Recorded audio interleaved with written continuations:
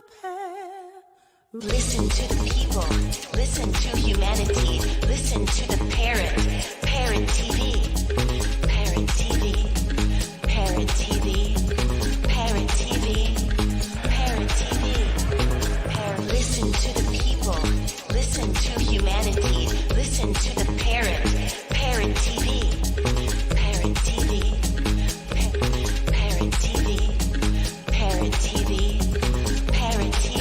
Listen to the people, listen to humanity, listen to the Parrot, Parrot TV, Parrot TV, Parrot TV, Parrot TV, Parrot TV, Parrot TV, Parrot TV, Parrot TV, Parrot TV, Parrot TV. The Literary Corner, brought to you by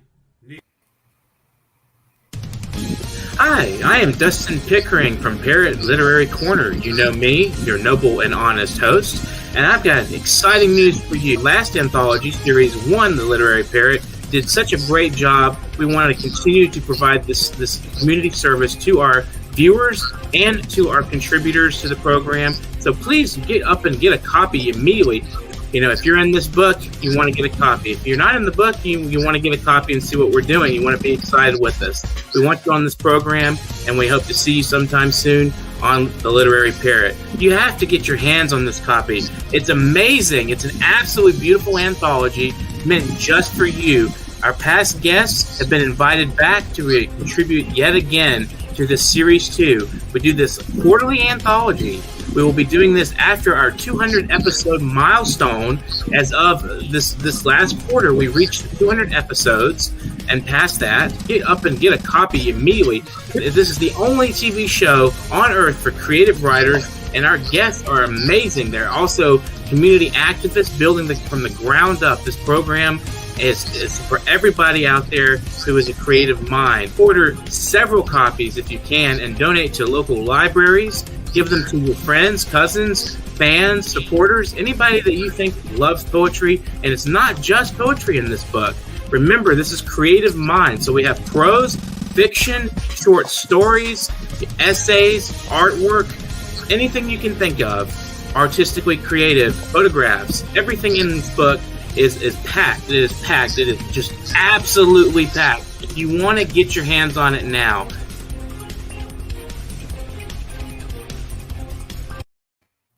Hi, welcome to Parrot's Literary Corner. I am Dustin Pickering, your noble and honest host. Today, at episode 226, we have Susannah W. Simpson, and she is a hospice nurse.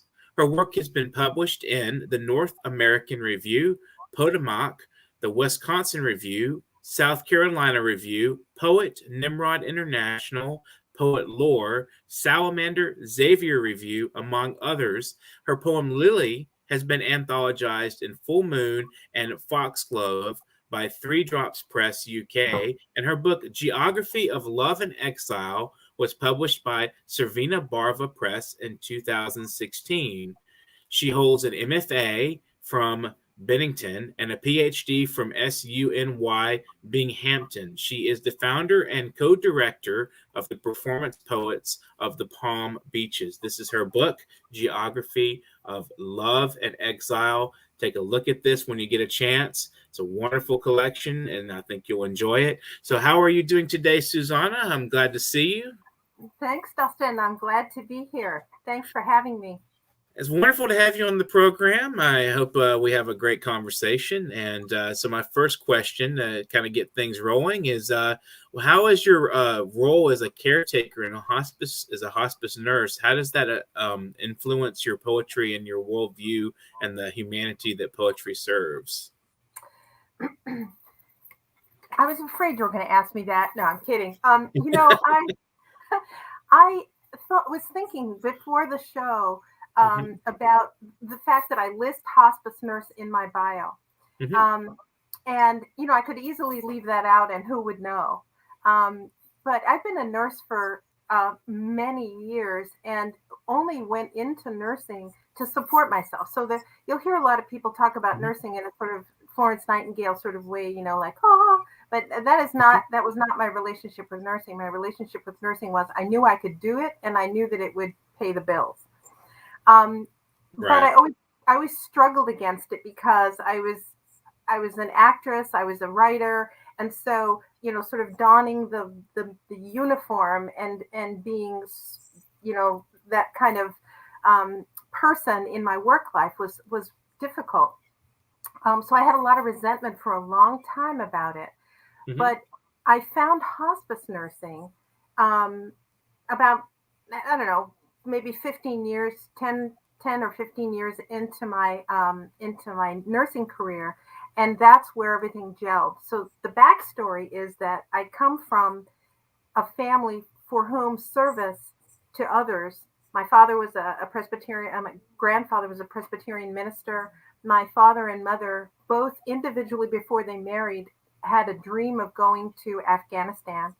And and then when they got together and got married, they actually were offered on 2 different occasions to go, which is strange in and of itself. But the message was always to make the world a better place than it was when you came into it. And so, what they were doing, what my dad was doing in Afghanistan was setting up schools. So for me to be a poet, it was very much squashed in the family. That there was a lot of talk about how, I remember I have a phrase that runs through my head that, you can't put dinner on the table with poetry. Right. So, and yet there was this thread of, look out for the other guy, lift up the downtrodden. There was a lot of that in the family. And so when I got to be a hospice nurse, I found the thing that gelled with the way I was brought up and a sort of creative force, because hospice nursing is unlike any other kind of nursing. You are in people's homes.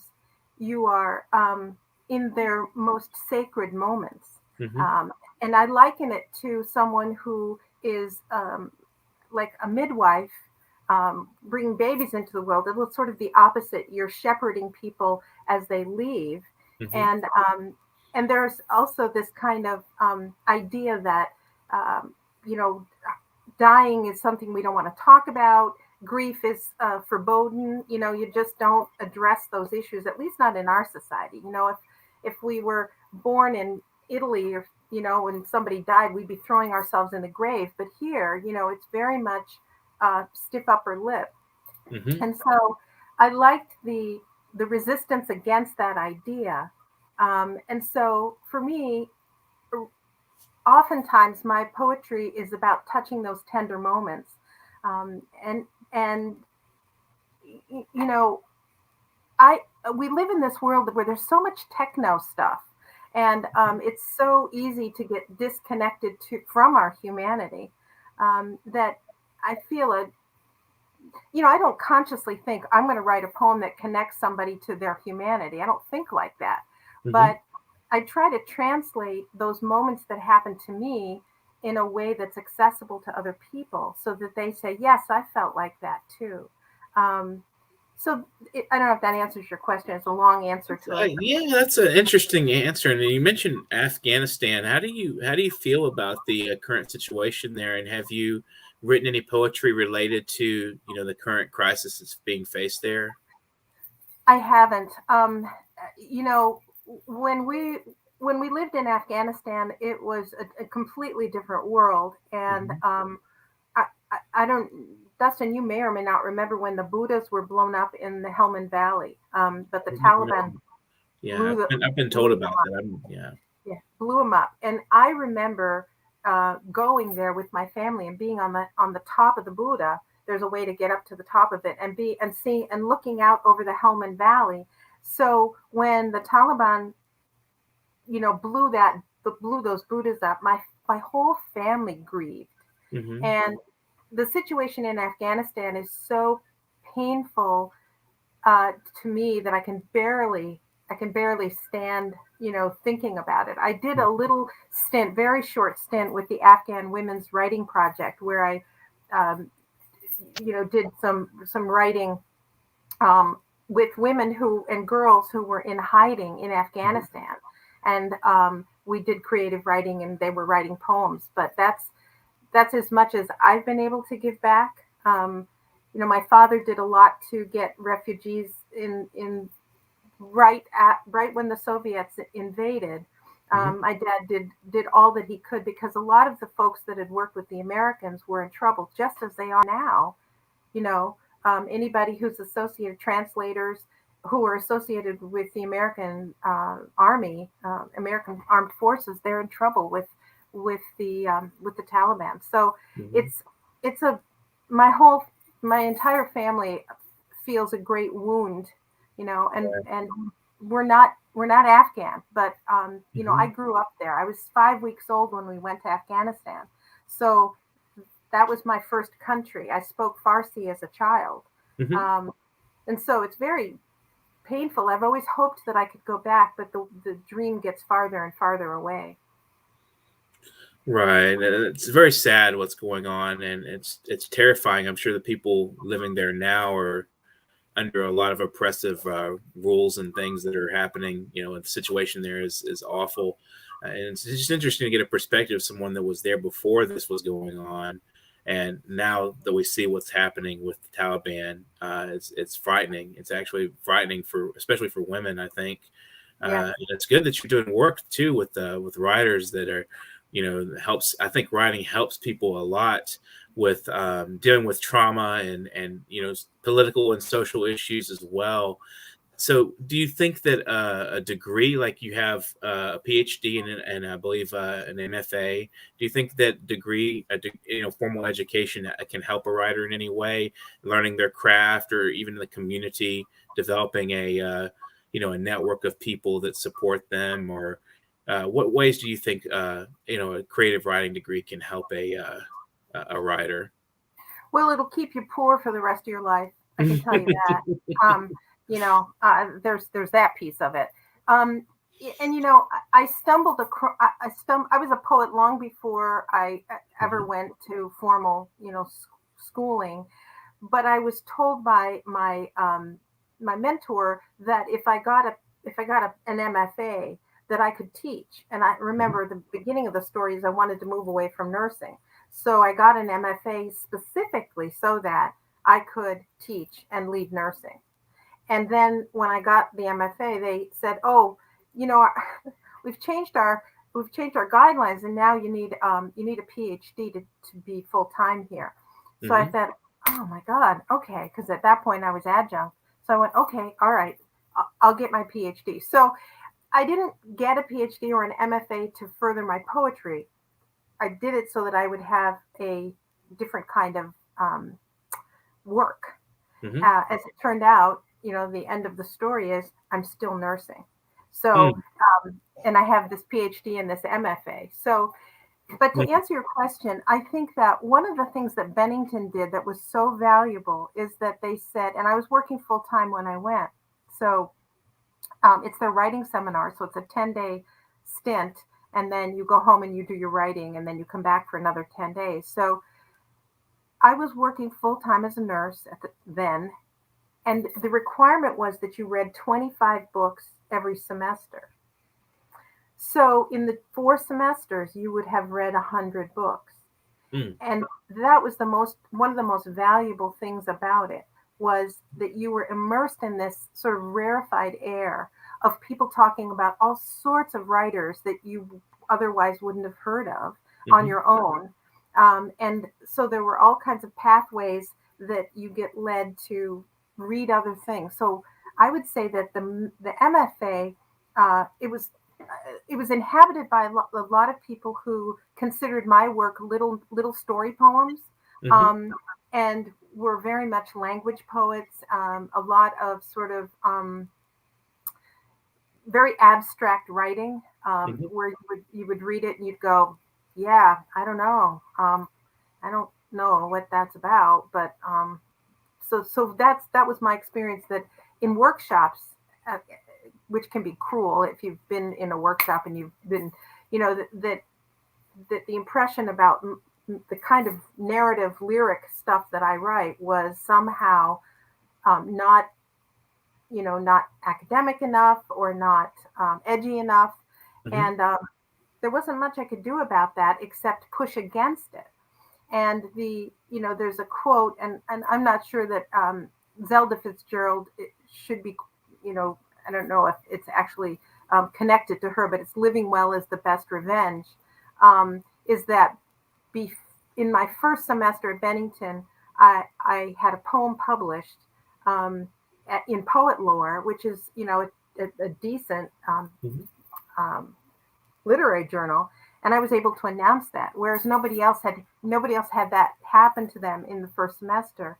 And I was one of the first people in our class to have a book published, or to at least have a book offer of publication. So even though there was a lot of sort of, making fun of and, little story poems, I still managed to get myself published. And maybe what that did for me was to thicken my skin, Mm-hmm.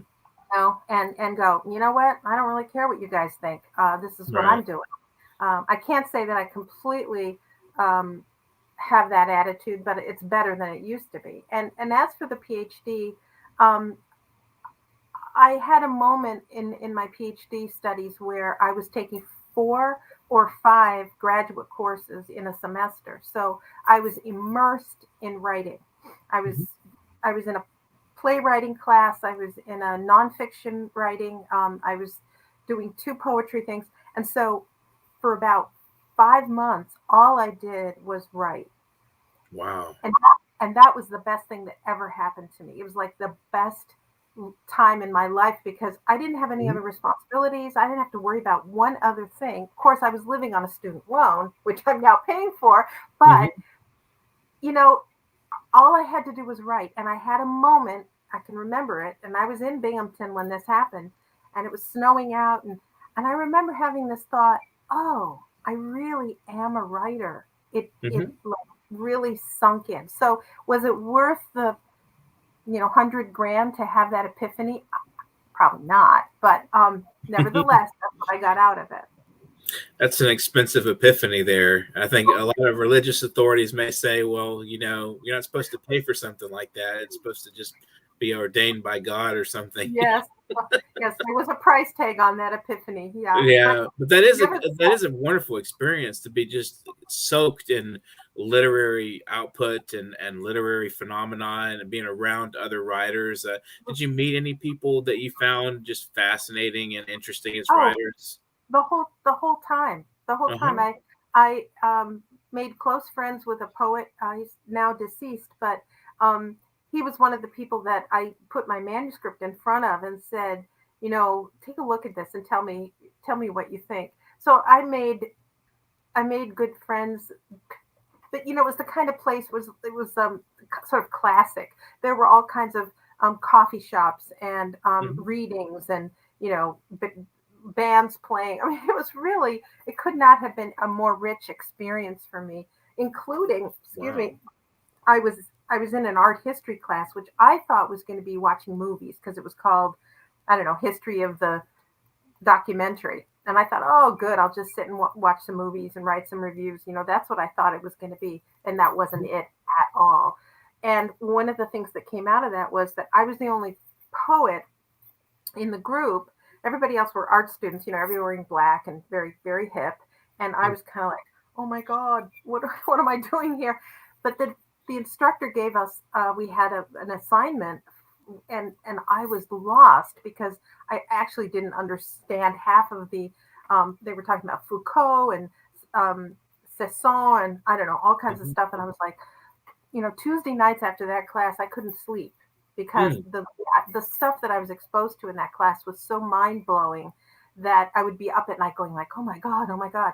So when it came time to do the project, it was really based, Land of the Free is a photo documentary of the Dust Bowl and the Depression. And I think his name's Archibald MacLeish. And I got a copy of it and I looked at it and I went, this is what I want to do. So I went around Binghamton, and luckily there were lots of places that were built by the workers of the Johnson City boot factory. And so my sequence at the end of the book, which has 16 voices in it, was based on the Johnson, I think it's called Johnson City, plain and simple. And each of those voices were about historical progression through until modern day. And I went around, took photographs, put the book together, and submitted that as my work. And I actually got an A-, and he was a tough grader, so I was happy with an A-. But I got this rich research about, Johnson City, and I fell in love with it. I would move back to Johnson City in a heartbeat. Interesting. Yeah. Can you tell us about this cover? What it's a very interesting artwork. Do you know by any chance know the painter of this, or I do. who it is, and what a little bit about her? Absolutely. Her name is Blanche Schneider, and I honestly don't know if she's still alive, but she was one of my patients, and she was home care patients, and so I would go to her house, and she'd have her house filled with this beautiful artwork, and I would just, I'd do what I had to do nursing wise, but then I would walk around her house and say, "Oh my God, Blanche, you need to have a retrospective. You need to have a, whatever." She was in her 80s, and when it was time to discharge her from the home care, she took me into her studio, and she said, "I'd like you to choose one of these prints." And her pen name, or her artist name, is Ariel. And so she gave me permission. Well, first of all, she gave me that cover, that print. And then when I got the word that the book was going to be published, I contacted her and I said, "Blanche, can I use this for the cover?" And she said, yes, you can. So that's where that came from. And I get so many comments on it. It's a beautiful, beautiful piece of artwork. It is. It's wonderful. It's very expressive and original. I think it's not just it's atypical of a lot of art of that style. It's not quite Picasso. It's not quite Van Gogh. It's not quite Cezanne or any of that. It's very original in its own right. That's why I ask about it. We're going to take a brief break, but we'll be right back with some of Susannah's poetry. Enjoy this moment. Hi, I am Dustin Pickering from Parrot Literary Corner. You know me, your noble and honest host, and I've got exciting news for you. Last anthology, Series 1, The Literary Parrot, did such a great job. We want to continue to provide this community service to our viewers and to our contributors to the program. So please get up and get a copy immediately. If you're in this book, you want to get a copy. If you're not in the book, you want to get a copy and see what we're doing. You want to be excited with us. We want you on this program, and we hope to see you sometime soon on The Literary Parrot. You have to get your hands on this copy. It's amazing. It's an absolutely beautiful anthology meant just for you. Our past guests have been invited back to contribute yet again to this Series 2. We do this quarterly anthology. We will be doing this after our 200 episode milestone.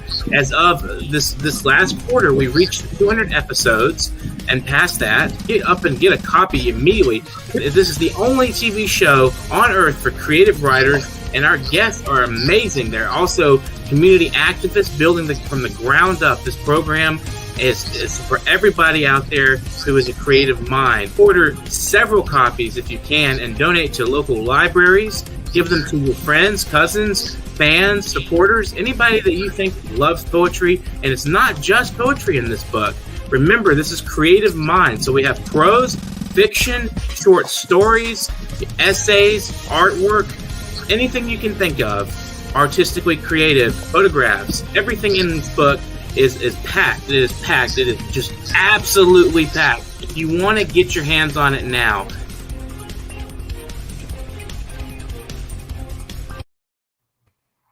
hi, welcome back to the Literary Corner. We're talking with Susannah Simpson, and she has some poetry for us, I'm sure, from her book, Geography of Love and Exile, with this excellent artwork.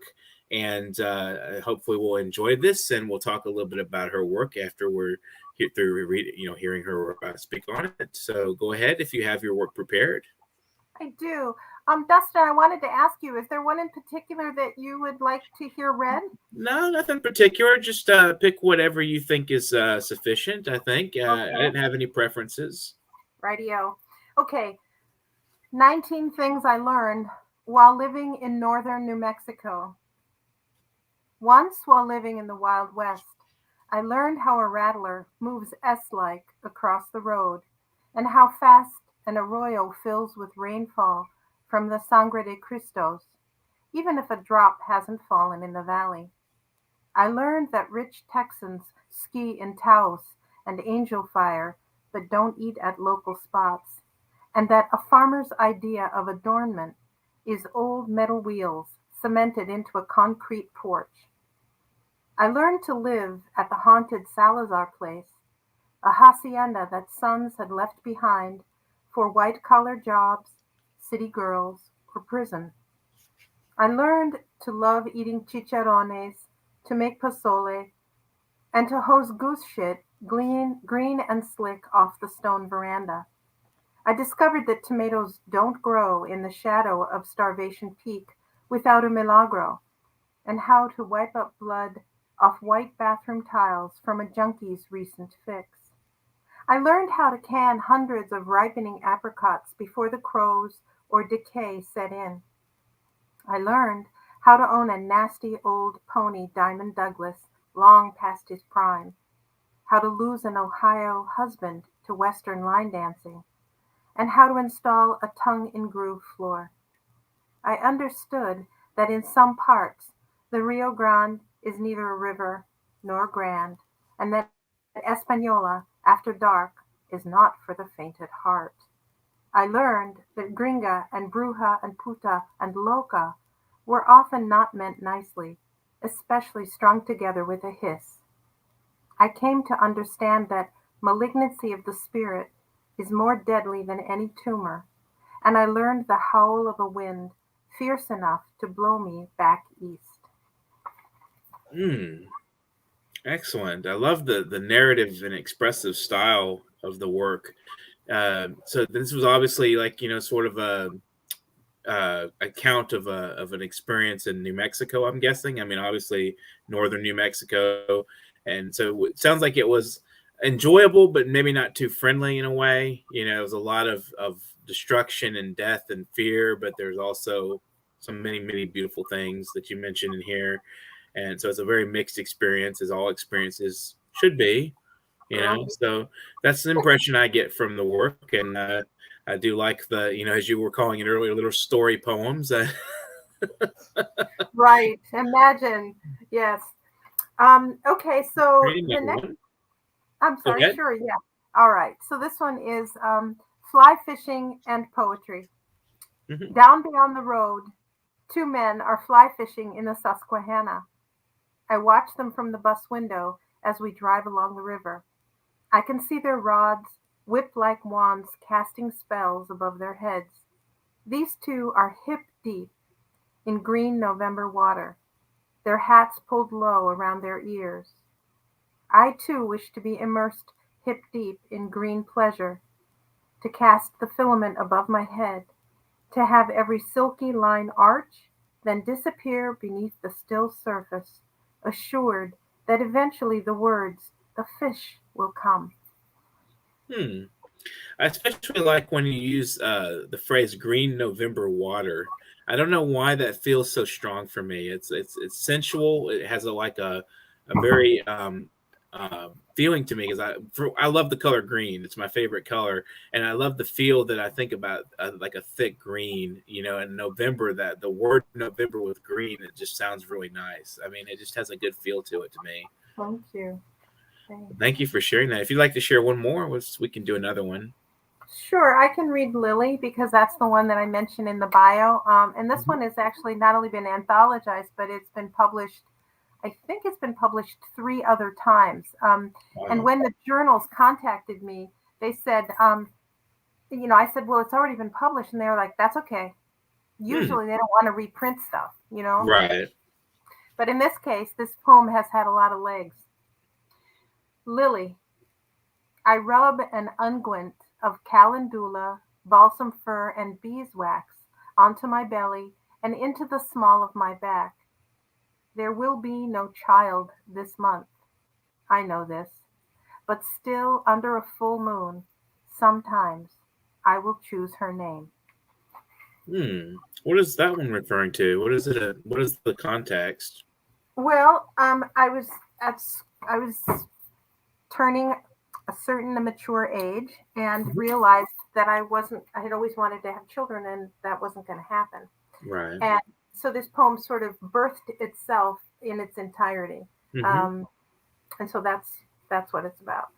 Wow. So there's like a tension between, desiring to have a child and then having the poem, like the poem itself is birthed of that feeling of, I guess you could say almost a forlorn feeling of not being able to, do something in life that you want to, something that you've always desired. And it's actually socially, pushed in a lot of ways. But then, since it's in this poem, you birthed the poem instead.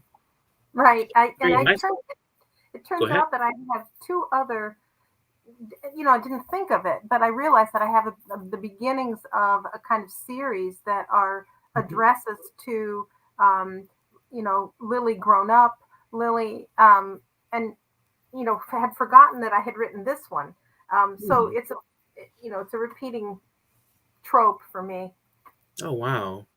Yeah, I can imagine that, it'd be something to return to, consistently. There's the poetry, is an obsession, and sometimes the obsessions are born from things that, you want and desire in life that are, kind of pushed away from you. That, there's like that, like I called it, a tension between your wants and desires for life and what's the case, what's going on and reality and I guess what Freud would call the pleasure principle and the reality principle, I think it was, that's just life is really kind of tough, and that's why we need the arts, especially in this given moment in history. We have so many dark things to consider, and we're looking at a future that's very uncertain right now. We don't know how long, and it may be indefinite with this COVID sticking around, and all the social upheaval all over the world, and we talked about Afghanistan earlier. But poetry, to me, it's like it's a gift. A person that can write really solid poetry is very gifted, and I think also a good attitude is a good thing to have in a world that's very dark and unpleasant. So some kind of artistic gift and a good attitude is a good way of approaching life. And so how did you develop this sort of, as you call them, little story poems, this confessional narrative style? Is it something that's always been there, or is it something that you fell into at some point?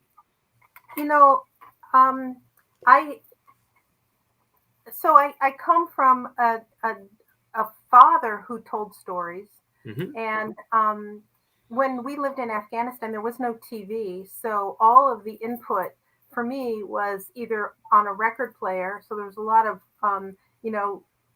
listening and then reading. So those were either you were reading or you were listening, and so and then being a storyteller by nature, coming from this Irish sort of background where my father would tell us stories in the morning, Saturday mornings. I think that I have continued to have stories to tell. So the first book was very much about sort of clearing the deck of those stories, and I have two other manuscripts that are out.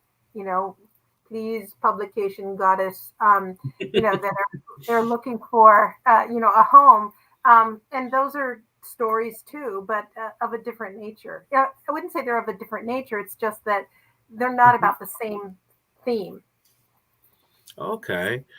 So, what style of writing when you're reading? What kind of writing do you normally prefer? Do you have a preference for? You mentioned the abstract, surreal, Foucault, and all this stuff. That's very postmodern or whatever else you want to call it. And then you have your style, which is more like lyric narrative style. When you read, do you prefer any particular kind of writing? I do. So I'm a big fan of Joy Harjo Hmm. and of Naomi Shihab Nye. Okay. Uh, their work, because it's powerful and it's Hmm. narrative. Hmm. And you know, I think life is difficult enough. I want people to be able to step into my poems. I want my poems to be accessible, Okay. and and organic in that way. So Hmm. here's my father with a PhD who would read the New Yorker poems, and he would come to me and he'd shake his head and he'd go, I just don't get it. And I'd be like, right. Yeah. So, you know, the difference between the kind of stuff that comes across the transom from the Paris Review, for example, when I read those, I get a daily poem from the Paris Review, and oftentimes I read them and I go, what are we talking about? And then I will get a poem that Kwame Dawes, I don't know if Hmm. I've got his last name right, that he curates the American life in poetry, and without exception, those poems, I almost without exception, I go, oh, so that's the yin and the yang of it. I read the Paris Review and I go, I don't know what you guys are talking about, and then I read American life in poetry, and I go, oh, I get it, I see it, I feel it. So I love Neruda. I love Rilke. Rilke sometimes can be, take a little Hmm. brain power to sort of get. Hmm. But Rumi, Hafiz, uh, the mystics who Hmm. write in an accessible way, and who also you come away from their work. I hope that people read my work and they come away from a poem and they go that they've had a ping. They've had a Hmm. feeling, something strikes a Experience. chord. Yeah.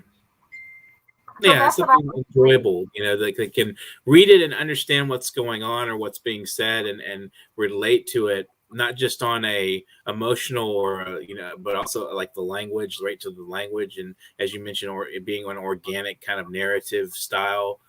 Yeah, yeah, it's totally, it's like accessibility is really important. I think that we need poetry that's both accessible, and then there are the other poets that are very, obscure and they're interesting to read and interesting to think about, but you don't really know what's going on in the poem. You don't know if there's anything going on in the poem. It just be Right, and as it may yeah, have nothing to do with feelings, and right, I'm like, we're so disconnected from our feelings as a society mhm, anyway right, that let's get back in touch with our human nature, and hmm, not that that is the driving force, but that seems to be what happens when I write. So I don't think about it. I'm feeling it. Um, right. It's like a root level thing coming out. Yeah, there's two books that I have been reading that I would recommend to anybody. One of Mhm, them's called "Who Killed American Poetry," um, and it talks about how it was really an art form that the masses enjoyed, and mhm, then it got sort of um, taken away and turned into this academic. So if you're not in academia, if you don't understand it, then it's not for you. Whereas my parents, my grandparents, they could recite Longfellow. They were taught poems, mhm. and I'm not so sure that that's happening in schools anymore. But I have to say that the loss of the lyric narrative, um, it's a shame. Yeah, absolutely. I think there needs to be a movement and that brings back the humane quality of poetry that people can. There's actually a lot of young people reading now after Amanda Gorman's performance and Yes. stuff that people have drawn a lot more interest in poetry. I think that once we realize it's a very direct human expression, it's not something that's like brainiacs have to pick and Yes. choose and pick and explicate. It's something that can be very root level human beauty and experience, and I think that makes people more interested in what's being said or what's being written. So what would you say is your final words to our viewers? I would say that, you know, I would say turn off the devices, but here we are on a device, Mm, and mhm, and read, and absolutely. listen, and listen to each other, and get outside, and Mhm, stop. doing this with, your phone or your tablet. It's, that's what I would say to people is read, listen to music, and get outside. Excellent. Do you have any events you'd like to promote coming up? Thanks for the reminder. Yes, I host a poetry reading every month, and in January, I will be one of the featured readers along with Judy Ireland. She and I co-direct that reading series, and so in January 12th, it's Performance Poets of the Palm Beaches, and we have a Facebook page. So you can find out about that reading if you're interested, and we always have an open mic. So Dustin, you're welcome to come and read at the open mic, and we'd love to have you. Oh, I'd love to be there. So would you like to share any shout outs or thank yous in the conclusion of the program? Well, I would like to thank you, and I would like to thank Birdman for helping me get in touch with you.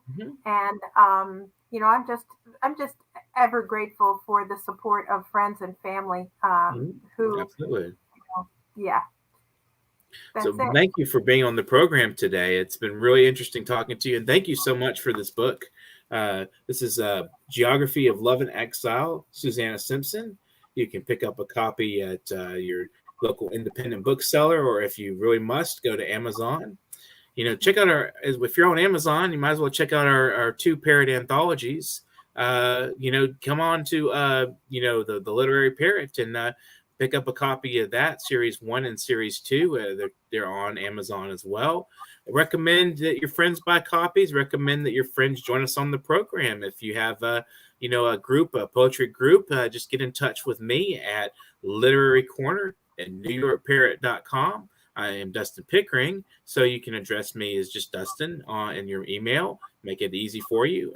Literary Corner at NewYorkParrot.com. If you're a creative mind in any capacity, artist, visual artist, photographer, community activist interested in literature and arts, then be in touch with us. We love poets. We love writers, novelists. It doesn't matter what branch of literature you're doing or what kind of creative work you're offering. We'd love to promote books. We love to promote your art and your music. If you have music and you have videos you'd like to have shared on here on this program, please feel free to be in touch with me, Literary Corner at NewYorkParrot.com. We also accept donations at paypal.me/NYParrot. There you go on that banner there. Support. That's paypal.me/NYParrot. I'd like to thank our viewers. If you have not subscribed, please do. It's a wonderful opportunity to be exposed to artists you have not been exposed to before. This is a great program to learn more about the arts and the production of the arts and the sides of people that you don't necessarily hear about in just regular conversations. We like to talk about some of the nitty-gritty in life and the community of the arts and everything in between. So just take a look at our previous programming. You'll see exactly what I mean. Subscribe to our YouTube. Just hit that button, that red button there on our YouTube. If you're not following us on New York Parrot at Facebook, then please do that as well. Thank you guys for watching today, and thank you again, Susannah Simpson, for being on this program, for this wonderful opportunity to speak with you. It's been wonderful and very pleasant, and again, thanks for the opportunity, and thanks for the book. Guys, pick up a copy of Geography of Love and Exile. Recommend your friends. Have a great afternoon. Get out there and write. Hi, I am Dustin Pickering from Parrot Literary Corner. You know me, your noble and honest host, and I've got exciting news for you. Last anthology, Series 1, The Literary Parrot, did such a great job. We want to continue to provide this community service to our viewers and to our contributors to the program. So please get up and get a copy immediately. If you're in this book, you want to get a copy. If you're not in the book, you want to get a copy and see what we're doing. You want to be excited with us. We want you on this program, and we hope to see you sometime soon on The Literary Parrot. You have to get your hands on this copy. It's amazing. It's an absolutely beautiful anthology meant just for you. Our past guests have been invited back to contribute yet again to this Series 2. We do this quarterly anthology. We will be doing this after our 200 episode milestone. As of this last quarter, we reached 200 episodes. and past that, get up and get a copy immediately. This is the only TV show on earth for creative writers, and our guests are amazing. They're also community activists building from the ground up. This program is for everybody out there who is a creative mind. Order several copies if you can and donate to local libraries. Give them to your friends, cousins, fans, supporters, anybody that you think loves poetry. And it's not just poetry in this book. Remember, this is creative mind. So we have prose, fiction, short stories, essays, artwork, anything you can think of, artistically creative, photographs. Everything in this book is packed. It is packed. It is just absolutely packed. If you want to get your hands on it now,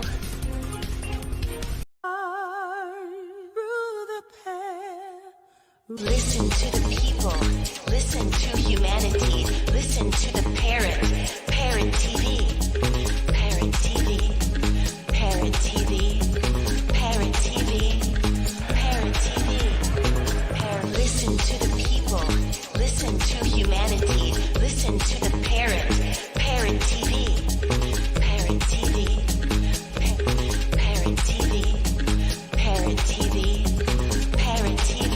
Listen to the people, listen to humanity, listen to the Parrot,